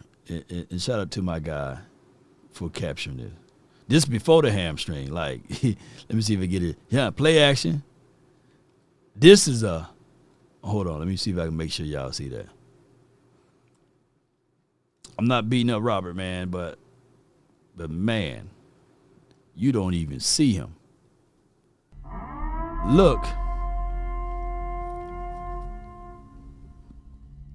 Stephen Carroll, $19.99. Foe just need to go and get Gilly closed lock. Front office do need to just go and get him. Regardless of stop playing around with your food. Because this was Robert, man, Lord, oh my gosh, man, look at that, you can put a school bus in between them two. You can look, this man's celebrating like, yeah, it's going to be a touchdown. Wanye trying to close the gap, but man, you can put a school bus, and I'm talking about the magic school bus in between them two, man. We just got to thank Mears Live File for being able to be in that spot. and that's a backup quarterback because you don't get these type of opportunities, man. Normally, you don't get these type of opportunities. Max states, he was hurt before that play. Feelings. Hey, if I'm looking, oh my gosh, man. That's all I'm saying. That's a tub. Man, you doing the boots on the ground. If you catch that, whoa, I got my boots on the ground. If you catching that one. I don't think that we need to throw more completions. He knows that. I think, he had his fastball out today, and there's times that you got to kind of throw a little bit of a change up.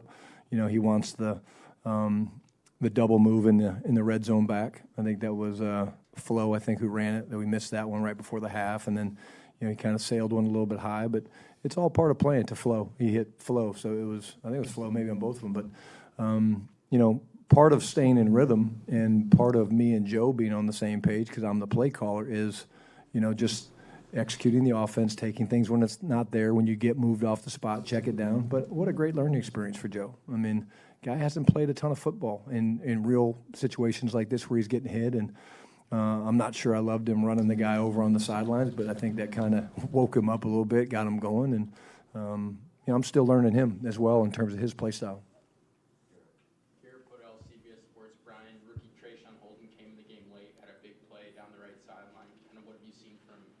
Every day. He shows up every day, Garrett. I mean, he really does. Every day he makes a play, and, we kind of saw that they were playing some cloud to that side. Right. Too, and Joe made a beautiful throw into the whole shot. And, Trayshawn's done that every day in practice, literally every day. There's been one or two big plays, and when you do that, you get noticed. And when you do that, you get more opportunities. And just proud of him.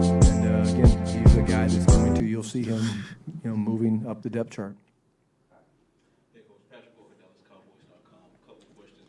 That's what they were going to be singing if fool around. And that boy catch that ball. We got horses in the stable. That's what they've been doing, the horses in the stable line dance, man. Defensive side of the ball. First half, obviously you guys had some struggles, but bright spot. Smith came out with his hair on fire. Can you just talk about where he is in his process going into year two? Yeah, I think, he's been incredible this whole time, Patrick, in camp, and again, just the physical nature that he plays with. And again, another guy that you love the play style, man. And that's, he's a guy that he brings his pads, he carries his pads well. He's an excellent tackler. But I can't say enough good things about him. I mean, this guy just loves playing football. He loves what he does. He's a kind of a throwback almost as a linebacker. He really is. He's a throwback, just gritty. And I'm not surprised he played well. He's been working so hard to get to this point, and learned a lot last year, and playing with a lot of confidence right now.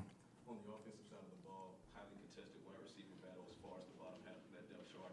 A name that's not getting mentioned a lot, but put a lot of good on film out there, Ryan Flanoy. Can you talk about what you saw from him? Let the AI speak on it. Appreciate y'all so much for y'all support. Stephen Carroll, $19.99. Wow. Fo always YS playing with their food. Do they not understand the things you get from having G. Gilliax on the team? 1. You get a top quality veterans, and 2. You get an additional coach on the field and in the locker room. I agree 1,000,000%. Damn! My turn! Told me it was my turn. It's my turn. He's right. You get a DBs is a very, very, very valuable asset to have. And if you don't have the DB, lo and behold. Jason Barnes, $20. Blah. We need to reach out to the Jets, brother. They literally have 3 studs at RB. Braylon Allen, Breece Hall, and I realized they picked up Donovan Edwards undrafted from Michigan. They can't keep everyone, bro. And then they had that Israel Alabata Kande or somebody like, I can't say that man's name, but appreciate you so much, JB, for your support. Who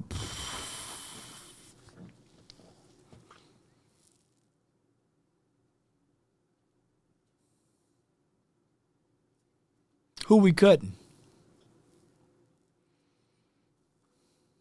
Because we do have that strong, we like our guys approach. I'm trying to figure out who's going to be a casualty of war even with Malik Davis.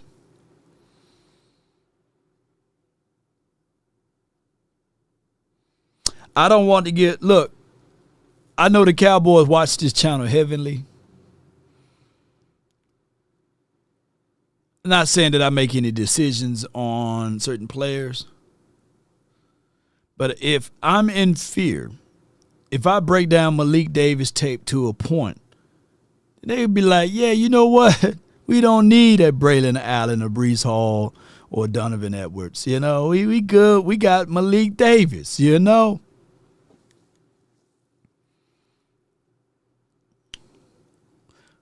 So we got Javonte Williams,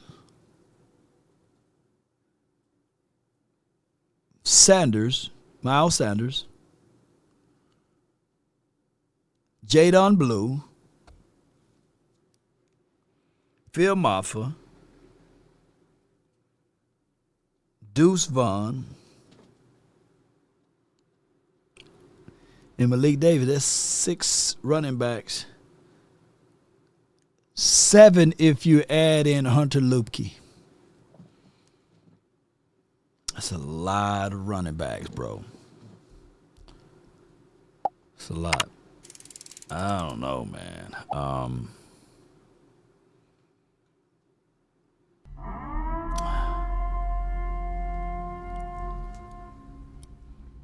The Good Hoodie channel states CB or defensive tackle, which is more needed for us. A defensive tackle. We got reinforcements coming with CBs. The reason why I say defensive tackle is more important, because what happens when you get gashed 5 and 6 yards per tote? Keep in mind, in the second half, the running back was averaging 11 yards per tote, right? That's a lot of yardages, right? If you can't stop the run, it opens up play action. With play action is designed to get good DBs. Law, what do you mean? I've seen Deion Sanders get bit on a play action. Rod Woodson, Troy Vincent, Aeneas Williams. Y'all get what I'm saying? Gardner Sauce, Diggs. So if you can't stop the run, like, regardless of the situation, you build from the inside out. Now, when I said earlier before the start of the season, I said it on the final word, I think it is easier to go get a DB first versus a defensive tackle, because you got to see what you got. Unfortunately, I know the play with the Cowboys. They want to see what Jay Toyer can do. They want to see what Aaron Whitecotton can do with Mazi. They want to see if Denzel Daxon can fit in with this particular team, because you can't really measure anything until today. What I said with Aaron Whitecotton, he need to be very truthful to the Jerry Jones's front office and all of them boys and say, I can only coach so much. But no matter how much I coach, no matter how much input I put in, that hippo cannot climb a tree. That's not what he's designed to do. That's what he got to be real with the front office, or real with the head coach and the coordinators here, or defensive coordinator, and say, hey, these guys no good. We need big bodies. There should be fighting right now. The DB coach and the defensive tackle, they should be fighting on the guys that they should go out there and get. Walker says we hadn't had a legit defensive tackle in over a decade. And he's facts. Honorable mention says, Law, out of all of the preseason games, our defense looked worse. I'm sorry. I don't know. Somebody was saying I need to go watch this game, the Washington team. Let me see what the Washington team did. Now, hold on. Hold on. I think the Washington, they were saying that Washington looked really bad. I think 100 grand when he had called in. Yeah, 48-18. Let me see what they did box score wise. Let me see what we got here. Let me see what we got here with the Washington. I think they look worse than us, though. Yeah, 48, hung 48 on them boys. Let me see what they did.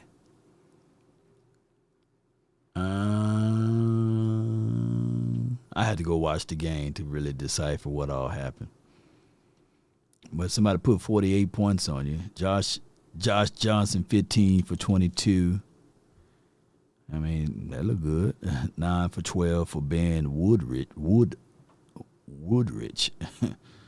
None of these guys gonna make any team, okay? They're argumentative. But we didn't have 48 points hung up on us, though. I had to go watch this game, man.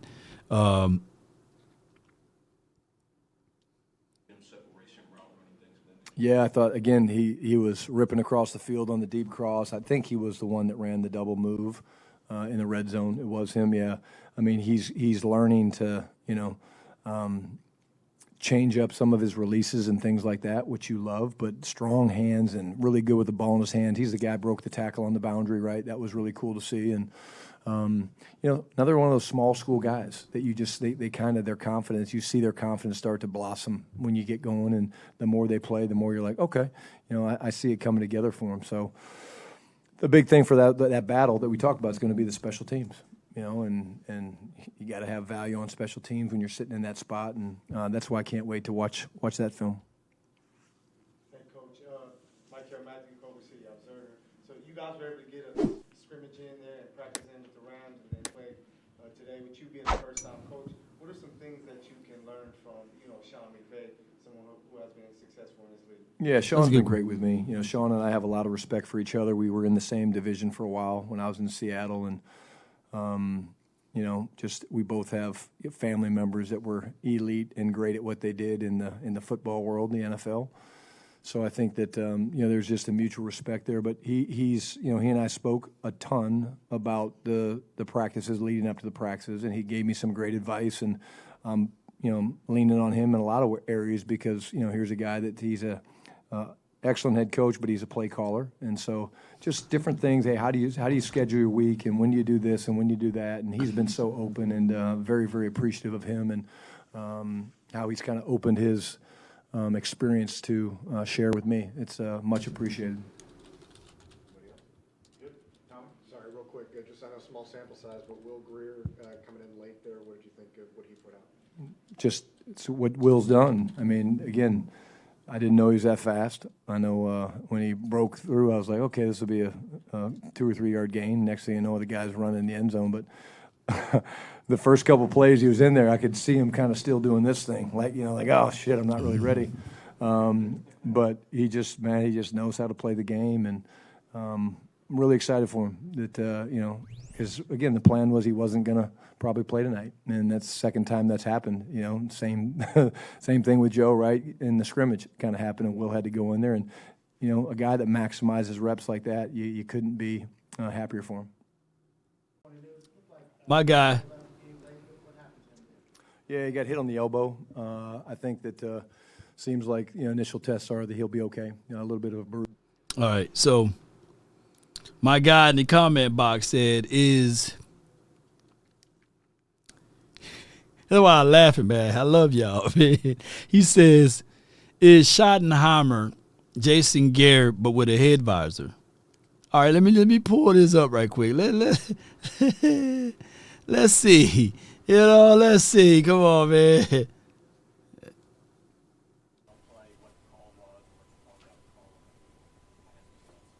fourth down play.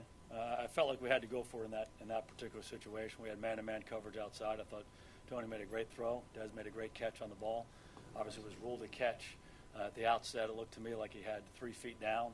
And, what they described to us all the time was a move common to the game. And, Des reached out for the goal line like he's done so many times. It's a signature play for him. He maintained possession of it throughout, in my opinion. But let me make it really clear that this game wasn't about officiating.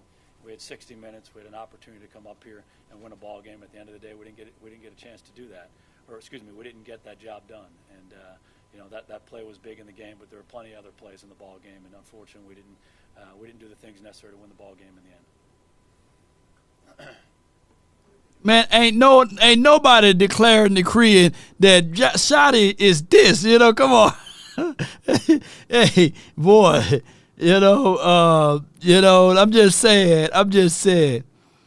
We don't want to go back to these days, y'all. So no, it's the beginning. So no, he's not Jason Garrett with a head visor. I don't think. No way. Let me see if I can find some more footages. Y'all know good and well. Let me see. Let me find one of these things. Yeah. Y'all know good and well. Let me see. If you're a man who makes at least $150K a year and you feel self-conscious about your gut sticking out, I'll get you shredded or you won't pay a dime. I'm talking Chris Hemsworth. Yeah, no, he trying to get people shredded. Okay. This is Jason Garrett, y'all. We are not these boys. After a disappointing loss like this, obviously everyone was disappointed. Unfortunately, we didn't do enough to win the ball game today, and everyone put so much into it. We didn't get the job done. You started off really well with the touchdown on the first drive, and it seemed like things kind of went downhill from there. What happened after the first drive, really? There were a lot of different things that happened throughout the ball game. I do think it was a good start for us, going down and scoring a touchdown at the outset of the game. Offensively, I thought we had too many drives where we were able to drive the ball and we didn't cash in. Had a couple missed field goals, and later on in the game, we weren't able to convert a fourth down in there close. The 2 turnovers obviously hurt us, gave them favorable field position. Thought the defense did a good job responding for the most part in those situations, but you can't do that against a team like this.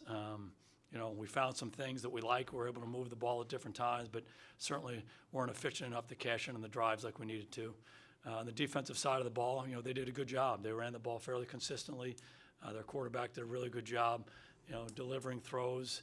The difference is this was Jason Garrett's 13th year, right, with the Cowboys. I need to find Jason Garrett's first year as a coach at the Cowboys and see how he sounds. It's 13 seasons. It was his last season. It's 2019. Believe it or not, it states here it was 5 years ago, man. Let me see if they got any comments in this thing. They don't got no comments in this thing. But look at all my guys, man. All right, so yeah, Garrett's need to go. You need to be fired, boy. Get there. Get a damn kicker 10 yards from a touchdown, and you can't even score. He say the same thing, same old saying. Look, man, what y'all letting these comment boxes? Smoke one for you, I see you, dog. And I was just playing with you. Oh my gosh, embarrassing, man. Boy, we had a run at some coach ears, boy. Man, all right, man. Let me get this going.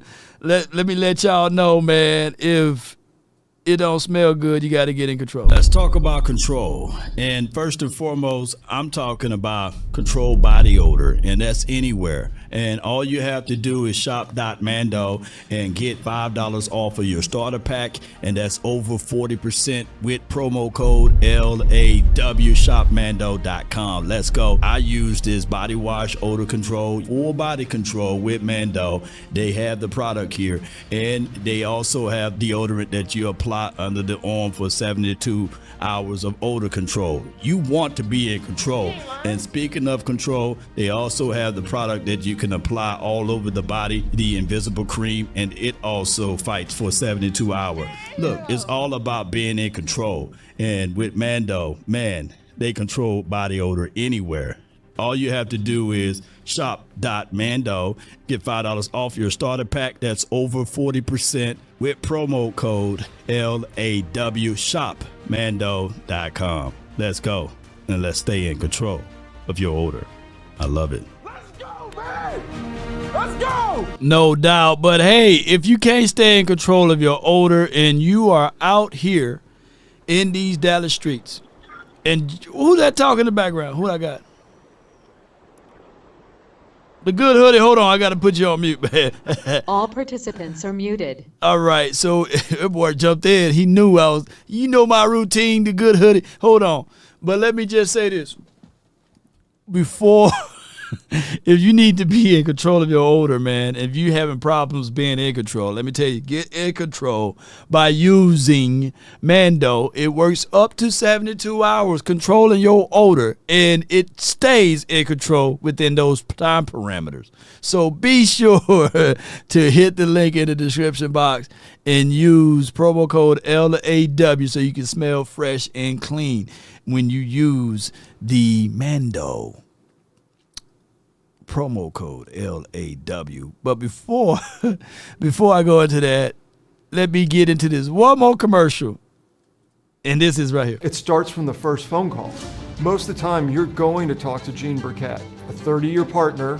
You're not going to talk to some employee that just got put on the phones that day. There are things that are so crucial, especially if it's a cataclysmic event, to have our experts get out and look at the vehicle, witness statements, photos, the whole thing. Call Frenkel first. Chosen by the people, feared by the insurance companies.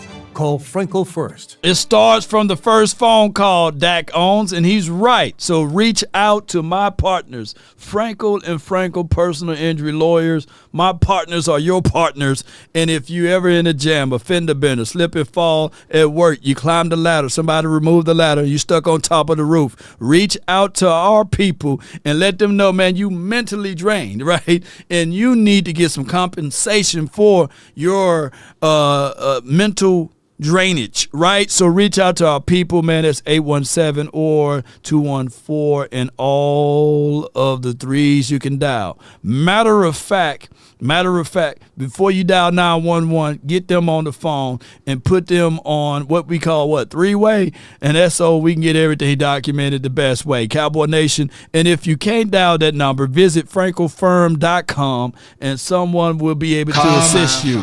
Yes, indeed. Don't call Tyrone, but call Frenkel. And just right, Tony, I see you in the chat. Let's go. Now, if you need to talk some football stuff, dial 657-390-7391. Come on with it, Cowboy Nation. Yeah. Keep it real, though. I got the good hoodie from the 217. What you got for me? What's going on, Law? It's been a while, man. How you been? Man, been good, man. Hey, I still got your stuff, man. I use it every day, man. The good hoodie, man. Shoot, I use this as a coaster, man. This is a good coaster. I got my coffee sitting on it right now where I got it showing. I'm showing everybody, man, your good hoodie brand. But what's good with you, bro? Yes, sir, baby. Yes, sir. And be checking your mailbox. I might have a couple more things on the way. Man, I'll flash it and I'll put it out here, man. Shoot. Now, all I ask, if somebody buy 5 million of them, just break me off on some of it. You know what I'm saying? Hey, man, I might have to show love, man. I might have to show love. You know I got you, baby. Yeah, I just wanted to call in. I was ready today because the football season is back. We just got the first preseason game out the way, and I'm hyper-focused on this year, on this season. And I want our team to be hyper-focused on this season, especially game one against the Eagles. Oh, come on. on. Now, going into this, man, come on. This preseason game, it was a lot of alarming things that I saw. And I understand Shotty's first year, and I understand there's been a lot of adjustments, and these were not our starters, but I'm pretty sure that those were pretty much our starters on the D-line outside of Michael Parsons. Am I right? Yeah, you know what? You get this right here. You know how we see rookies out there on the field and they make rookie mistakes? Yeah.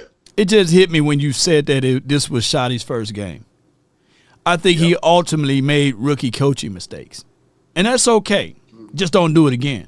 You can't open up a game with 6 or 7 passes, right? You got to get your quarterback calm down a little bit. and run the ball. You got to run the ball. You got to run the ball so that, that's the easiest play. That's an easier play for all offensive linemen. If you talk to any offensive lineman and you ask them would they rather be in pass pro or run blocking formation, they're going to tell you, man, I'd rather be a mauler. I'd rather start off leaning forward versus going back at 330 pounds. You 100% correct, especially knowing that there are more questions in our running game than our passing game in the first place. Right. We don't have as many questions at wide receiver as we do at running back, especially with the 2 rookies that we have and the new acquisitions that are the veterans. So Yep. I was looking forward to them running the ball, especially when Schottenheimer emphasized in the offseason that was his bread and butter. Yeah. That's what he was going to focus on throughout the season. So we need to see that. But the main thing I'm concerned about is the penalties. Yeah. Now, all last year we was in the bottom of the league or close to the bottom of the league in penalties per game, and that's just not going to cut it, especially when we're trying to win now. Right. My question for you is, do you believe with all of our starters that we are going to be a better team penalty-wise moving into 2025-26 season? Some of the penalties, now looking back at it, by us having a lot of our second and third stringers out there, some of it was warranted. But at the end of the day, it's no excuses. They got to memorize. I can't even talk today. The penalties, they got to decrease those things by letting coaches got to let them know that, hey, this is what's going to be the repercussions if you continue to do those things, right? So he's going to have to set that discipline tone up front. And I guess last night wasn't the night to do that because this was his rookie coaching debut, and as well as some of these guys out there. But we will see. We scale, right? So we had 11 penalties week 1. My goal is to get us under 11 for week 2. That's how you got to look at it. All right, for sure. And, of course, game 1 is important, but the first 5 to 6 games are vitally important for our season because the schedule turns up towards the end there. We got a very rigorous schedule towards the end, and I just want our team to just be prepared and have the dogs out for week 1, especially because can you imagine what it would do for our rookies? For our right tackle, for I don't know if JD Blue is going to be playing as much week 1, but the momentum going forward, being the Super Bowl champs, is so important. I just need Shotty to get the troops ready for the season to take out the Eagles week 1, because the Eagles look good in the preseason. I ain't gonna lie, that first week was I was a little bit my eyebrows were raised, let's just say. But my question to you, Law, is do you think we will make any additional changes to the team before week 1? We'll find out down the stretch. We should. If this team, like I'm going to say before I let you go and plug your channel too, if I look at this team, if they go into week 1 with Mazi, with Jay Toya, they're not really serious about this year. If they go into this season without making an acquisition with a DB in the next 2 weeks, they're not serious. They're not serious. We just going with the flow of things. We operating out of comfort. But any team that got skins on the wall or GM could get fired by not having lack of movement and having this all stuff in disarray. They would have made those moves. So we'll find out, man, by week 1 if this team is serious. Man, I appreciate you for calling in. Let people know where they can find and follow you. All right, for sure, man. Appreciate you, Law. Hey, everybody, follow the Good Hoodie channel on TikTok and YouTube. I'll be posting all throughout the season. All love, go Cowboys. No doubt, man. That's the Good Hoodie, man. Sent me some good stuff, man. So if you are a business, if you're a brand, and if you want to get your stuff displayed on the channel, man, be sure to reach out to me. I think, yeah. In the description box, my mailing address is there. So shoot me anything that you want, just send me, and we get things moving and grooving from there. I got the 901 boys, then the 915, and the 215. You just hold tight. 901 boys, Tennessee in the building, man. What's good with you, man? Shout out Law. Shout out Memphis. Shout out Tigers. Shout out Hardaway. Shout out Grizz. Shout out Ja. Shout out Glorilla. Shout out 3-6. Rest in peace, Young Dolph. Yeah. I'm just gonna make it real quick. I put 0 stock in the preseason. I mean, no Dak, no CD, no George Pickens, no Turpin, Well, Mingo played a little bit. You know, I've been telling you about Mingo. Mingo's my boy. Mingo. No Blue, no Devontae, no Miles Sanders. I mean, no tight ends. I mean, what do y'all want? Y'all want the second and third string guys to come out there and dominate like it's Madden? And then on defense, we playing vanilla. They keep gassing. And what do? You bring the safeties up, but they refuse to bring the safeties up. But hold on now, hold on. You got to be hard from the start. You got to have hard. You remember that song? I can't say the rest of it, man. These kids may be too young to know that and to understand that, but you got to be hard from the start, you know. I found myself getting irritated last night. I had to bring it down a little bit and realize who was out there. Yeah. Who was really out there? And Joe Milton, he was a little too hype. He eventually calmed down, but right. Y'all want the second and the third string guys to come out there and dominate? Well, it'd be different if we saw everybody out there and Dak's overthrowing CD and the offensive line. None of the offensive line starters were out there. No Solomon Thomas. No. I just want everybody to calm down a little bit. I get you on that, but hold on. Go out there and play. Yes, he might make him go out there and play. Yes or no? Yes or no? So by you wonderfully, and I mean just that, lamenting the fact that we didn't have any starters out there, and I seen number 5 and 8 named Mazi out there. That means that, man, you onto something, man, from Tennessee. That means that he's up out of there. He's getting up out of there because he was starting the majority of this game. So that means that, hey, the Cowboys evaluated him, and they good. They're going to be serious, and they're going to move him up out of there, right? You know. Well, one more quick thing before I go. Watch out for Malik Davis. He's the only guy that was out there playing with the scrubs that had a little juice, and I'm like, man. Malik Davis, he keeps coming back from the dead. Yeah. Watch out for him. That's all I got. Much love, Memphis in the house. Yes, I'm out. Indeed. That's my guy, Memphis Tennessee, man. Shout out to him, man. When I was in Oxnard, he would still support the channel because I didn't have the call-ins, but he would support the channel by sending the super chat, and he would say, hey, shout out to Dawg, shout out to Glorilla, shout out to all of those individuals that he just mentioned. Memphis, Tennessee, for those who's not used to the vernacular of Tennessee, is like a second home to my Mississippi people, man. But shout out to him and all what he's doing. But Mississippi's still better now. Come on with it. You know, Mississippi, I'm just playing with you guys. Yo, I got from the 915. You're live. What's good? What's up, Law Nation? It's Alfonso from El Paso. How you doing, brother? What's good, man? Preseason again. It is, man. Shoot, it is. Oh, man. It was a rough outing yesterday. I mean, like the other caller said, I don't take preseason too seriously. Right. But I am always looking for players to stand out. In previous years, it was Deron Bland. In another year, it was who else popped out? Like last year. Different players. Overshown. Overshown like made plays during the preseason. This last game, nobody really stood out for me. Maybe Trayshawn Holden, Phil Maffa. If they wouldn't have called back those runs that he did, he had some really good runs, and I was liking what I was seeing. But other than that, nobody else really stood out. Really made a name for themselves. Hopefully, it's different on the second preseason game. But I will say I was very disappointed in Milton, man. I mean, there was a lot of air balls going on.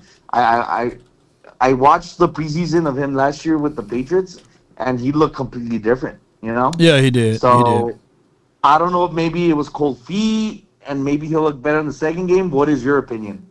Maybe it's the second game. You know, first game, man, big spotlight, the Cowboys, silver and blue, the star on the side of the helmet, those type of things. Look, it's good to see how we're going to rebound. That's how I'm looking at this, bro.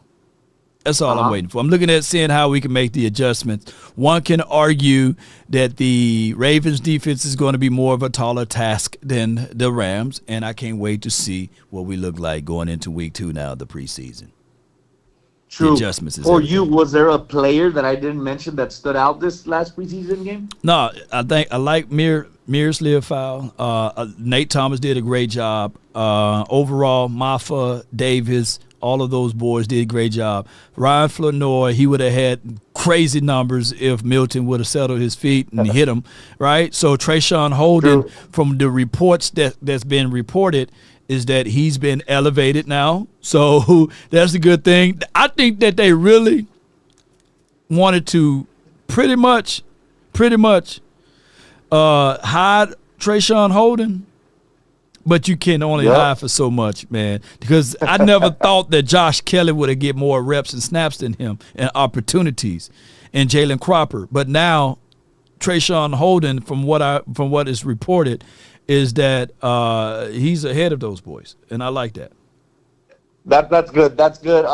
Can't wait to see your Law Nation film sessions, man. I've always been a big supporter. And before I leave, you already know PPC, Puro Pinche Cowboys for life. Let's go, Law Nation. New season. Let's get it. Let's get it, man. Come on with it. Hey, we come out to the Cowboys events. You know, keep that trend going, man. You know what I mean? Yeah, Yes, sir. yeah. Yes, Let's go. sir. Let's I get got it, man. you. Yes, indeed. All right, bye. No doubt. Boy, he done filled me up with so much liquor one time. Boy, I was in there like, whoa, man. He said, man, I got another shot for you, Law. Shoot, I had to call an Uber. All right, so that's what I like about him. Got good energy, man, good guy, and he's doing unbelievable things around this world. The 215 guy hung up, so we're going to go with the 860 and 100 grand. Hold tight for me. 860. You're live on the Nation, man. Talk to your boy. Hello, Nation. What up, baby? How you doing? Man, well, man, I can't complain, bro. What you got for me? Man, I just want to go in on something I told Vach last night. This is my theory on how the season's going to go. Like I said, I don't know if it's going to be sustainable, but one, do you remember in 2019 and 2020 when Dak used to have to go in games saying, I got to put up 30 to win? Mm-hmm. Now I feel like Dak's going to be like that again, but he's happy he's got to do that because he has Pickens and CD, and we got a good wide receiver core now. We have a better wide receiver core now. Yeah. So I feel like our ways for winning and getting to the playoffs will be go up and ahead early, lead with the passing game, and let our pass rush defend. Yeah. Because if teams get up on us early by running the ball, we're not going to win. How do you feel about that? I think that, this offense going to have to carry this defense. I think the defense is going to have to get itself together, especially around October, November. Hopefully the defense can get better when it get colder. And Matt Eberflus, I trust and believe in him, but I do love your thought track that Dak Prescott may have to get this team going with 28 to 30 points a game and get back to those graces. And I think by looking at shotties, right, opening series of spreading it out, that's more of a Dak Prescott game plan versus what Joe Milton can do what's best, right? Joe Milton, to me, is a better play-action quarterback than he is spreading it out, right, because he haven't progressed to that level yet, right? And he's a one-read guy. So, and I get it. People will say and argue that Dak is that, but he's not. Dak is more of a spread it around guy and let everyone hit. So he got multiple answers to the test with Pickens, with Lamb, with Cavante Turpins to a degree, and with run games every now and then to hit the guy underneath. And I think that this will be a situation and scenario that we will be a high-powered, high-octane type of team versus what we were last season. And my last thought before I go, I know we need a D tackle, and I know there's some Cowboys fans out there thinking that, hey, let's go get Wilkins. But to be honest, from my knowledge, Wilkins and Micah got the same agent. So I don't believe his agent is going to say, yeah, let's get Wilkins when your main priority is Micah. How do you feel about that, Tate? Well, there's multiple choices to this situation. George Pickens is signed under David Mulugeta as well, right? So we got to understand that. Sam Williams is signed under David Mulugeta. These guys are both in contract situation years, right? Who else? Malik Hooker, he's signed under David Mulugeta. So there's a lot of guys that signed under either Athletes First or David Mulugeta. They got some synergy here. And Jerry Jones, if one thing I can wish that these guys can do is stop taking things personally, right? And just keep the business matter, and allow us to just see football. Right now, we shouldn't be going through this, but this is like the Joneses way or the Cowboys way for every single offseason to start off with a contract stuff. None of this helps us, right? It only helps them with the drama for your mama. So all I hope is that we can look back and be serious. If the Cowboys are really serious about the 2025 year, they will pay Michael Parsons and they will get a true defensive tackle, and they will figure out a way to squeeze in a veteran cornerback. Those are my three areas. Look, I'm not even worried about the running back. Yeah. I'm not worried about the offense to this degree. I'm okay with the offense. I'm just worried about those two areas right there. Pay Parsons, get you a DT and a cornerback. I think we'll be okay. I'm a little curious. Why aren't you worried about the running back situation? I'm not worried about it because we already got a log jam with them boys that's unproven. It's the unknown. I get all of that. But I've seen enough tape of Jadon Blue to understand that he's going to be a safety relief valve. What I seen last night with Phil Maffa behind the number 2 offensive line, that we will be okay with him in between the splits. Javonte Williams is a whole lot better than what most people give him. So I'm okay with running back. I'm not saying that we need a Barry Sanders or a Priest Holmes or Emmitt Smith in the backfield. We're not getting that unless we trade for it. If we trade for anything, I would prefer us trading for a defensive tackle or to a degree a cornerback. But I'm okay with anything else. I do not want us to trade for a running back and end up being in the same situation and scenario that we are already in. You get what I'm saying? Yeah, I get what you're saying. That's all I really got for you all. Cowboys for life, and fuck a tackle on Cowboys. Peace. No. Hey, that boy coming off the top ropes with that. With that being said, Cowboy Nation, do y'all agree with me or do y'all disagree? Right? Because there's going to be a plethora of running backs when cut day hit that you can squeeze on and put on your team. And we already got 7 running backs right now. And granted, none of these, if they're any good, then you have to trade for it. But then you using a trade situation when the average lifespan of a running back is 3 years. So you may not get what you think you're getting even out of that trade, right? So I'm looking at it. If the Cowboys want to value a running back, just wait for next year, draft one early. If not, deal with what you got right now. We have enough to win with. We got CeeDee Lamb. We got Pickens. We just need a running back to see hole, hit hole. Don't play around with it. But I know for sure you can sit back and wait all day and try to pull people from other people's rosters on defensive tackles. They hard to come by. They are hard to come by, you know. And if you got any good one, you're going to have to trade for it. You're not going to find them just laying around somewhere. That's how I look at it. And to a degree, that's why I said, far as cornerbacks, they getting razor blade thin right now. We fighting over Jared Tall, Stephon Gilmore. He's old. But we know that even with him, he's better than Booth. He's better than Carson's. So that's why I say if you really want to be serious about this team, yeah, you still pick them up, but you have to probably trade for one right now. Hold tight. I got a phone.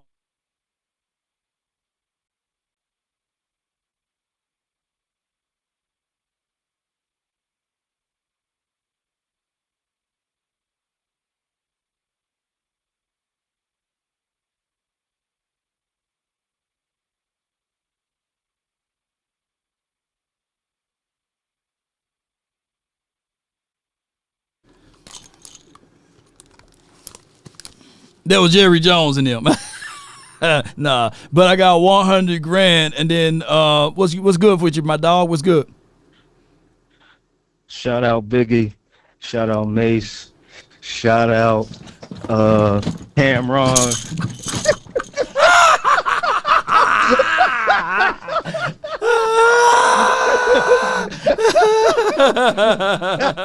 Keep going, keep going, keep going, keep going, keep going, keep going, keep going, keep going. Are you gonna say Diddy? Are you gonna say Diddy? Are you gonna say Diddy? Are you gonna say Diddy? Are you gonna say Diddy? Shout out.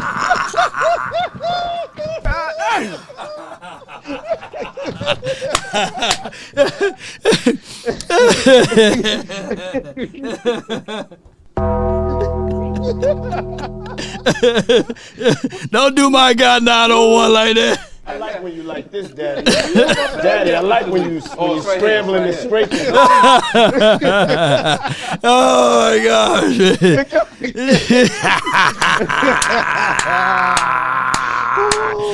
Hey, my boys in the South, we don't have to worry about them allegations though. Shout out Big Crick. Shout out David Banner. Shout out Shout out Drake.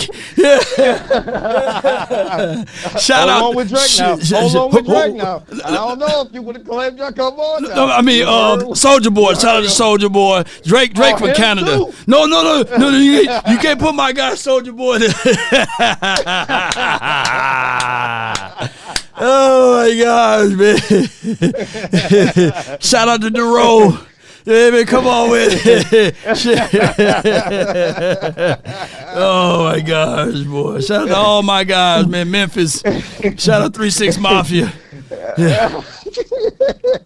Oh my gosh. Yes, indeed. But we ain't finna go on that conversation now, man. Yeah. I respect East. I respect East Coast rappers, man. Yeah. It's just South is where it's at. Oops. But what you got for me, man? There you go. Shout out to Boosie. Free my homie Lil Boosie, man. Free Boosie. Again. Free Boosie again. For the same case. For the same case he thought he beat. Oh my God, they finna lock up Boosie, man. Same case he thought he beat. Come on, man. He came online crying, I want to thank the Lord, man, for beating me out this case. He come right back on you. Wait a minute. Oh my God. I thought it was over. Hey, one thing I know for sure, 100 grand. Shout out to Dak Prescott. Ain't nobody said Joe Milton QB1. Nope. Y'all killing me with this. Until week two, if Joe come out here on fire, wait a minute, he progressing. Yes, indeed, man. Y'all need to stop that, man. Y'all need to stop it. Yes, indeed. I like Joe. He got to get control of his arm. He get control of his arm, he gonna be a bad boy. Yeah, and That's then all he needs. he got to control his arm, man. And before we get things going, because I got measured time here, man. But shout out to Dez Bryant and Nicki Minaj, man. They put the olive branch out there. They did. They put the olive branch out there. Dez apologized. She apologized. So that's what we supposed to do in life, man. You get your, olive branches. Olive branches, man. I ain't gonna speak on that olive branch, but hey, man, you don't know what I'm talking about. Hey, jeez, shoot. I mean, Nicki Minaj done put her whole husband out there, 5'8", 162 pounds. See how these women do? These women will put you in some situations now. Hey, old boy, like, man, wait a minute. Now. All right, love. All right. Let me get in the gym right quick. Hey, he can be in the gym for 10 years. He ain't gonna be dead. Shit. King G said, shout out to Olive Garden, man. Shoot. When I was at Olive Garden, they putting that cheese on there, man. That person, they just like, man, my arm tie. I said, keep going. I want all of the cheese, man. Shout out to Olive Garden, man. Yeah. And the Italian margarita. Huh? Who? Brooklyn Chop House, man. You gotta come to New York to get that, though. Brooklyn steak spot. It's a Brooklyn chop. Steak spot. spot. Okay. Yeah, I gotta go on the payday. Yeah.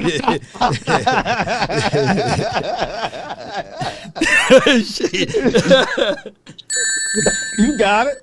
No, man, shoot, I'm broke. I'm broke right now, man.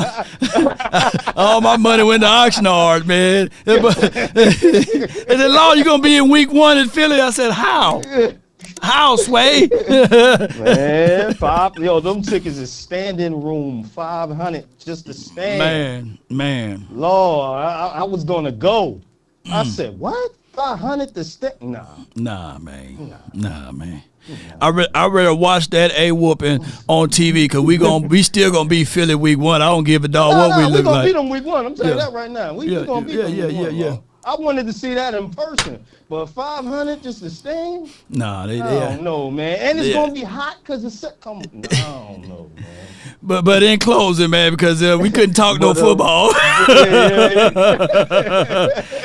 no, man. What you got, man? In closing.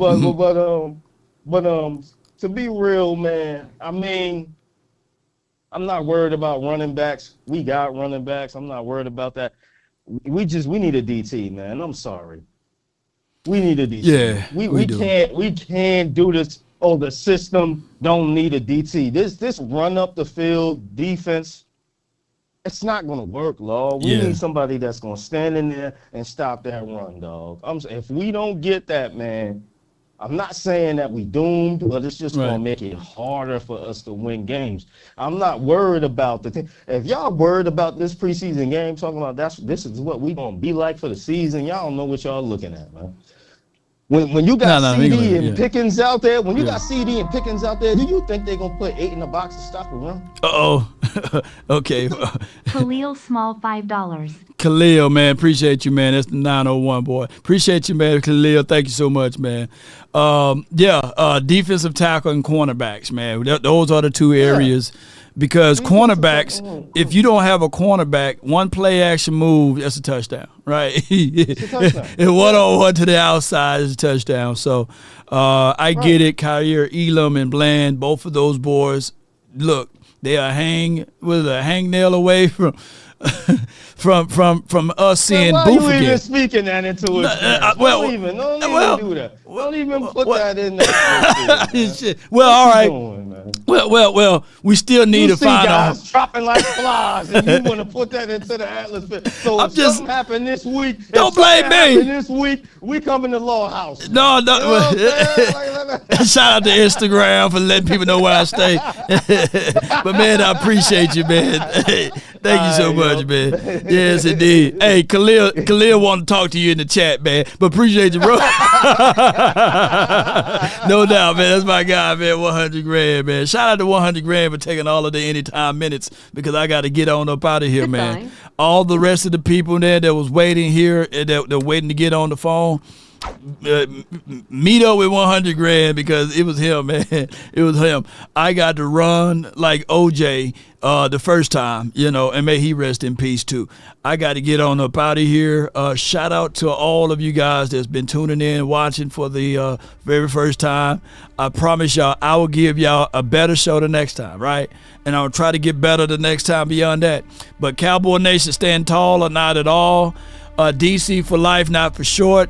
Let's continue to grind and shine. Y'all know I got to go. I appreciate y'all. Love y'all to the stars and back, baby. I do. But this team got to realize and open their eyes up. Realize, right? And let us continue to grind. Shout out to Mark Lawton. He's a law and then he's a ton. Appreciate you.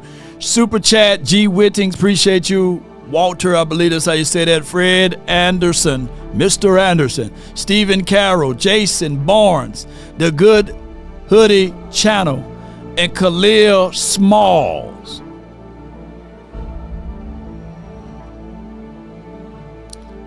Come on with it, Cowboy Nation. When you're up against your struggles, meet it squarely face to face, lift your chin, set your shoulders, plant your feet, and take a brace. When it's vain to try to dodge it, do the best that you can do. You may fall, you may conquer, see it through. Write this one down. Black may be the clouds about you, and your future may seem grim, but don't let your nerves desert you. Keep yourself in fighting trim. If worse is bound to happen, in spite of all that you do, remember, running from it will not save you. See it through. Even hope may seem but futile. Then with troubles may be beset, but remember, you facing what other legends have met. Roger Staubach, Troy Aikman, Emmitt Smith, Michael, the playmaker Irvin. Let me crack your cranium and fertilize your So brain. keep your head high, eyes all the way through the finish, and see everything through the end. And speaking of the end, Angie, A-Roll, Tony, smoke one for you. When the end comes for me, let it find me conquering a new mountain, not sliding down an old one. That's been my time. I really thank you all for yours. And remember, you're listening to nothing but the best of hits and oldies. Law Nation Sports.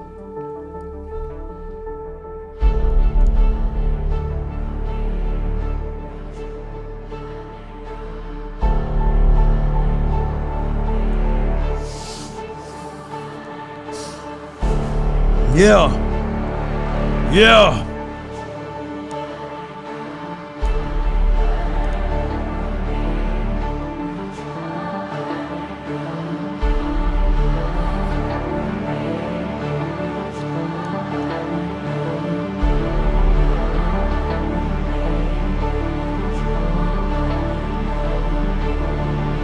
This is where we hold them. This is where we fight.